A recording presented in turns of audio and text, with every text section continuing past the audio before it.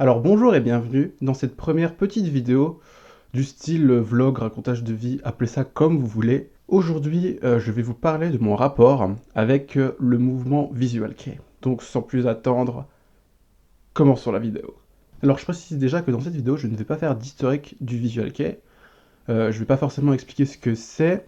Si le sujet du Visual Kei vous intéresse et que vous n'y connaissez rien ou pas grand chose, vous pouvez aller voir la vidéo du musicien français Lightning qui a fait un petit historique à ce propos, je mettrai tout dans la description. Alors, comment au juste j'ai commencé à m'intéresser à tout cet univers musical? C'est une bonne question, et ça remonte à presque 10 ans maintenant. Ça remonte à plus de 10 ans en fait, si on prend l'histoire depuis le début. Alors quand j'étais plus jeune, et ça n'a pas forcément changé en fait, j'adorais jouer à Pokémon, comme beaucoup de personnes de mon âge. J'aimais beaucoup jouer à Pokémon, et j'attendais avec impatience, comme un peu tout le monde, la sortie des nouveaux jeux. Sauf que à l'époque, il y avait un sacré décalage entre la sortie japonaise du nouveau jeu et la sortie européenne.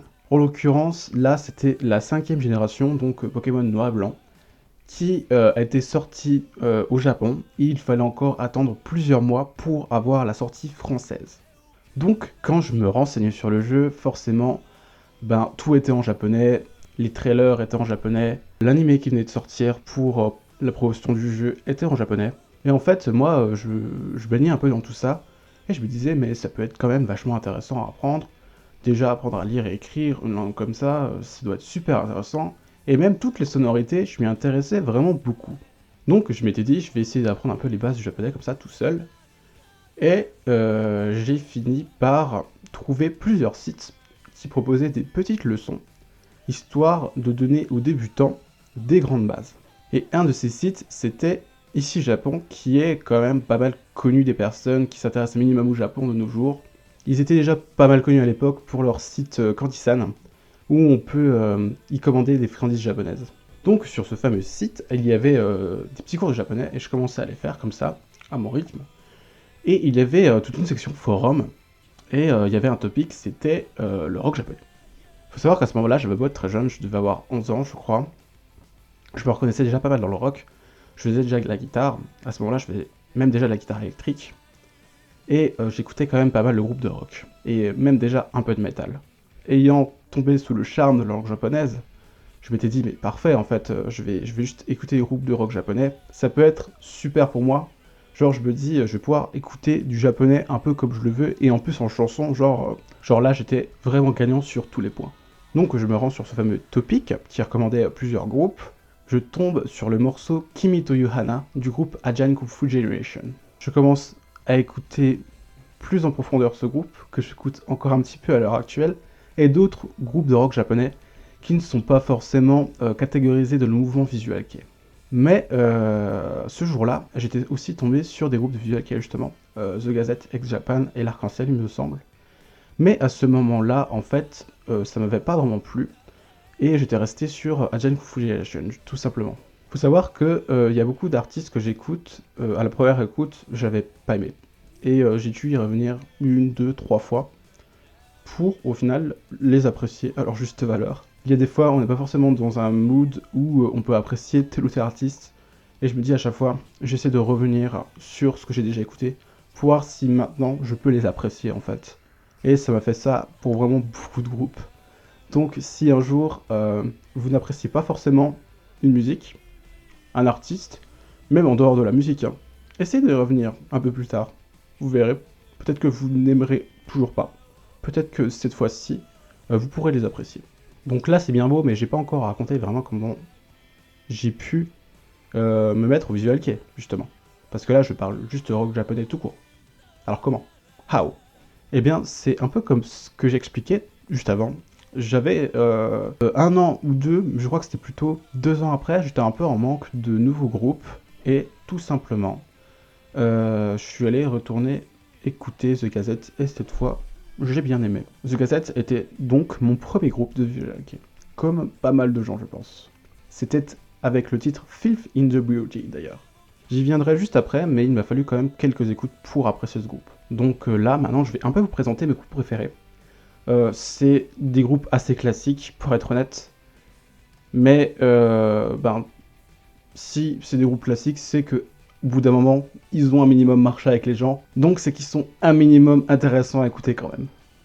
Donc The Gazette. The Gazette, comme je l'ai dit, j'ai commencé à les écouter grâce à ce fameux forum, et par la suite, c'est vraiment devenu mon premier groupe de visual hockey. Et à l'époque, je me rappelle, j'en parlais comme un de mes groupes préférés. Alors maintenant, j'écoute un petit peu moins. J'ai quand même écouté les albums qui sont sortis récemment, là. Et il faut savoir que Leita, leur bassiste, a été un des bassistes qui a fait que j'ai commencé la basse. Ce n'est quand même pas rien. En même temps, pendant certains de leurs concerts, vous voyez à l'âge que j'avais, un type qui fait des solos de basse aussi classe.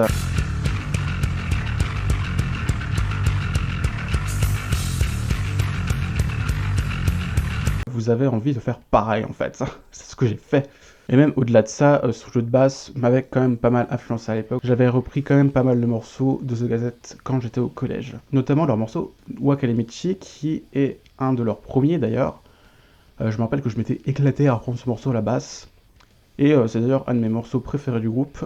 Sinon j'aime beaucoup les morceaux assez classiques du style Cassis, Fifth Vulnerability, Gulen, Chisole, Leech aussi, mais aussi des morceaux un peu plus récents, du style Undying ou 2. Après, j'ai pas forcément d'anecdotes particulières sur ce groupe, donc on va passer au groupe suivant. Donc, le groupe suivant, énorme classique, X Japan. Alors, X Japan, souvent considéré, même plupart du temps considéré comme le groupe qui a donné naissance au mouvement. Comme je le disais il y a quelques minutes, j'ai eu du mal avec ce groupe au début. C'est assez particulier, je trouve, à écouter, pour commencer. La voix du chanteur qui est assez particulière, les compositions, et en plus, quand on s'intéresse un minimum à l'histoire du groupe, on se rend compte que les membres sont quand même un peu spéciaux. Mais il en reste que ce groupe m'a pas mal influencé, surtout à la basse, encore une fois, et reste encore aujourd'hui un de mes groupes de cœur. C'est vrai que j'aime encore beaucoup, à l'heure actuelle, réécouter de temps en temps leur premier album, Blue Blood. J'adore les morceaux X, Kurenai, Endless Rain, Forever Love, Cheers, toutes ces ballades qui sont tout simplement magnifiques. Il y a aussi des morceaux comme Dahlia et Silent Jealousy que j'aime beaucoup aussi. En tout cas, voilà, ça reste un groupe classique et je me devais de le mentionner, car c'est quand même un groupe que je porte encore aujourd'hui dans mon cœur. Ensuite, on va passer à un autre classique, l'Arc-en-Ciel, qui n'est d'ailleurs pas toujours catégorisé dans le visual kei, tellement leur style est particulier en fait. Alors l'Arc-en-Ciel c'est pareil, leur bassiste, Tetsuya, est un des bassistes qui a fait que j'ai commencé la basse. Il faut savoir que quand j'ai eu ma première basse, c'était une basse que j'avais empruntée, c'est même pas la mienne. Les deux premiers morceaux que j'avais appris à la basse, c'était Californication, des Red Hot Chili Peppers, et Driver's Eye, de l'Arc-en-Ciel. J'en avais bavé, mais j'avais réussi à les apprendre. Après, je devais pas les jouer si bien que ça, mais ça me tenait vraiment à cœur d'apprendre ces deux morceaux-là pour commencer. Mais c'est vrai, il a un jeu de basse qui est vraiment à lui, qui est très agréable à écouter, qui ressort bien dans les compositions, qui les met bien en valeur. Je crois qu'en fait, avec tous les groupes, je vais parler de la basse. En fait, quand je parle du mouvement, on comprend vraiment pourquoi je suis bassiste, je pense. C'est pour ça que je voulais vraiment aborder le sujet du visual kei sur ma chaîne. Ça reste un classique. Si vous regardez des animés, il y a de grandes chances que vous ayez déjà entendu ce groupe. Ils ont fait l'introduction, le générique d'introduction de GTO, de Fullmetal Alchemist, enfin tous ces gros animés. De ce groupe, j'aime aussi beaucoup les titres Honey, Lost Heaven, White Travers aussi, et bien sûr Driver's Eye. Where Is Go aussi, j'adore ces morceaux. Il y a aussi le morceau de Niji que j'aime bien écouter. Et dans un genre que j'aime bien aussi, Fourth Avenue Cafe. Ensuite, on va passer à un autre groupe que j'écoutais vraiment beaucoup et encore pas mal maintenant, Night Omea. Alors Night Omea, c'est pareil, il y en a pas mal qui doivent connaître parce qu'ils ont fait les génériques d'intro et d'outro de l'anime Death Note. Donc c'était avec les titres The World et Allumina. Et pour le coup, là, j'ai découvert le groupe avec Death Note, tout simplement. Alors Nightmare, c'est pareil, ça laisse pas indifférent au niveau de la voix, je pense, parce que le mec il est tout petit, mais il a une voix d'opéra, c'est incroyable, je trouve. Au niveau de la basse, c'est pareil, j'avais appris quelques morceaux à la basse, il me semble, mais j'en avais quand même aussi pas mal après la guitare, notamment le morceau Lost in Blue qui m'avait pas mal permis de bien travailler mon jeu au modulator. Enfin, j'ai des très très bons souvenirs avec ce groupe. Si je devais citer d'autres titres que j'aime bien, il y a Raison d'être, il y a bien sûr The World et Illumina, hein. et des morceaux un peu moins connus du genre Trevor, j'aime bien. Ensuite, un autre gros classique que j'aime beaucoup, D1 Grey. Alors D1 Grey, j'avais découvert avec le morceau Obscure. C'est pareil, ça laisse pas indifférent. Et j'écoutais à l'époque surtout des morceaux de cette période-là, et des à peine plus récents, mais c'était surtout la période autour de Obscure. Mais quand j'ai commencé à réécouter, je réécoutais quand même pas mal leurs premiers morceaux, notamment de l'album Goes, comme Raison d'être, Cage, et bien sûr Yokan, que d'ailleurs j'ai pris beaucoup de plaisir à reprendre à la basse récemment. Là c'est pareil, c'est un bassiste qui m'a encore une nouvelle fois beaucoup influencé, notamment le jeu de basse qu'il avait au début au Mediator, mais aussi le jeu qu'il a développé par la suite avec sa 5 cordes, où il va jusqu'à faire du slap sur les cordes les plus graves de sa basse. Et ça, en vrai, s'il n'y avait pas eu ce bassiste, et peut-être quelques autres, je pense notamment à Ryan Martini de Mudvayne, le bassiste de Korn aussi, et un peu le bassiste de Muck, dont je vais parler dans 2 secondes, bah, s'il n'y avait pas eu ces bassistes, j'aurais pas eu l'idée de faire moi-même du slap sur les cordes les plus graves de ma basse, comme ça. Sur des riffs bien bourrins en plus. Faut avoir l'idée. Donc de ce groupe, j'aime beaucoup les titres, évidemment il y a du slap comme Different Sense, Calasse, des titres comme Eutafemé aussi, enfin c'est un groupe que je porte également dans mon cœur. Ensuite, un groupe que je viens de mentionner, Muck. Alors Muck c'est pareil, pas mal influencé à la basse. Les compositions sont aussi très cool. Mon premier morceau d'eux c'était Utagoe, et je me rappelle que j'avais tout de suite adoré pour le coup. Et j'avais commencé à beaucoup écouter ce groupe. Faut savoir que leur chanteur, Tatsulo, il fait aussi de l'harmonica par moment, et c'est une des personnes, voire le musicien qui a fait que j'avais commencé l'harmonica au lycée. Donc c'est pareil, pas mal d'influence une nouvelle fois. Si vous voulez essayer d'écouter ce groupe, je vous conseille les titres Libra, Utagoe, Black Smoke, Tetsubo, Ryusei, Nirvana, et un de mes titres préférés d'eux, Kokoro no Naimachi, avec une superbe introduction à la basse, et un magnifique solo d'harmonica au milieu du morceau. Ça vend du rêve. On va passer à un autre groupe qui était aussi pas mal connu quand on s'intéressait à minimum visual kei, Ancafé. Alors Ancafé, c'est vraiment tout le contraire de tous les groupes que j'ai parlé avant, quasiment. Là où c'était quand même pas mal sombre, noir, là c'est couleur pastel, morceaux enjoués, enfin, tout le contraire. Mais ça reste un groupe que j'écoutais énormément et que je prends aujourd'hui beaucoup de plaisir à réécouter. Ils avaient vraiment leur style à eux. En concert, ils avaient vraiment une énergie incroyable, enfin qui avait l'air incroyable, parce que je ne les ai jamais vus en concert. Je suis d'ailleurs pas mal dégoûté qu'ils se soient séparés il y a quelques années, parce que j'aurais vraiment aimé les voir en concert pour pouvoir en fait être témoin de mes propres yeux de l'énergie qu'ils dégagent sur scène, parce que ça avait l'air d'être vraiment quelque chose. C'est pareil, à la base, j'en ai repris pas mal. J'ai repris des morceaux genre Escapism, Locohon, The How New Sekai, qui a un super solo de basse au milieu, donc forcément, je l'avais repris ce morceau.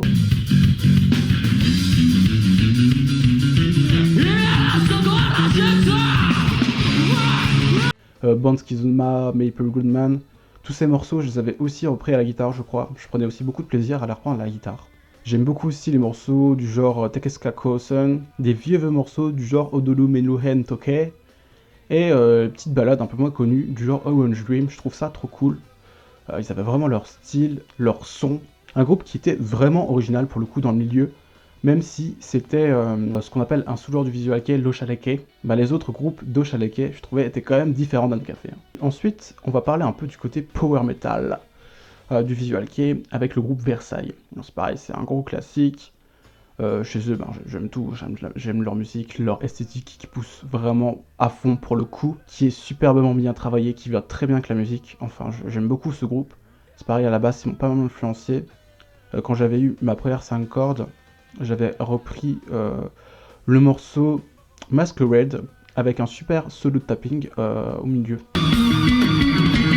C'était pas forcément d'ailleurs de la tarte de reprendre ce morceau, je crois que ça m'a pris 4 jours je crois à l'apprendre. Enfin bref, Versailles, un duo de guitaristes vachement cool, une voix qu'on peut plus ou moins apprécier. C'est que personnellement la voix du chanteur Kamijo, je l'aime bien. Il y a beaucoup de personnes qui ont du mal avec elle, et je peux comprendre parce qu'elle est quand même assez particulière. Enfin, je vous laisserai écouter. En plus du titre Masquerade, je peux vous conseiller Judicial No, Prince, Ascended Master. Enfin, faites-vous votre propre avis sur ce groupe. Après, à l'époque, notamment au collège, j'écoutais encore vraiment beaucoup d'autres groupes, que je réécoute un petit peu de temps en temps maintenant. Il y avait du Lunacy, du Fidol, du Medjibwe, du Dalai Lama, Alice Nine, Sug, Exist Trace, du D, etc., etc. Il me semble qu'à l'époque d'ailleurs je m'étais amusé à lister tous les groupes que j'écoutais parce que j'étais vraiment curieux de savoir quand j'en écoutais parce que j'en écoutais vraiment beaucoup. C'était vraiment mon style principal. Et j'étais pas loin de 100 groupes je crois, genre c'est quand même beaucoup pour un seul mouvement. Maintenant on va un peu parler des groupes que j'écoutais un petit peu à l'époque, mais que je découvre vraiment maintenant aujourd'hui. Alors déjà le groupe Despaceware. Alors Despaceware, je me rappelle juste écouter le morceau Screen. Il y a peut-être moyen que j'en écoutais d'autres. C'est pas forcément un morceau qui est très connu, je sais pas pourquoi j'écoutais celui-là en particulier, j'aimais beaucoup. Et en fait, il y a quelques temps, j'étais allé dans une boutique d'occasion avec des amis. Et on allait juste flâner comme ça pour voir ce qu'il y avait. Et en fait, on remarque dans une vitrine qu'il y avait un CD d'Ex Japan. Et on était en mode, mais purée, il doit y avoir peut-être des CD de rock japonais, voire de Visual Kei, s'il y a du Ex Japan. Donc on demande au vendeur. Il nous sort un carton qui était, mais vraiment, on n'aurait pas pu deviner qu'il y avait des CD de visu là-dedans. Il y en avait très peu. Mais j'ai réussi à trouver l'album Mirror de Despaceware, qui est d'ailleurs dédicacé, genre j'ai vraiment un bol monstre, j'ai payé pas cher du tout en plus. Il est juste là, voilà.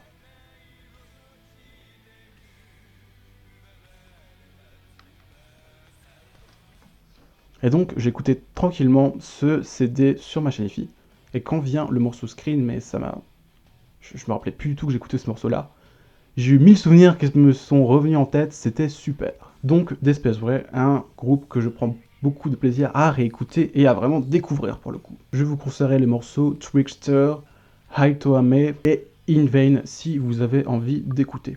Ensuite, on va passer au groupe, au pluriel, Malice Misère et Moi Dis-moi.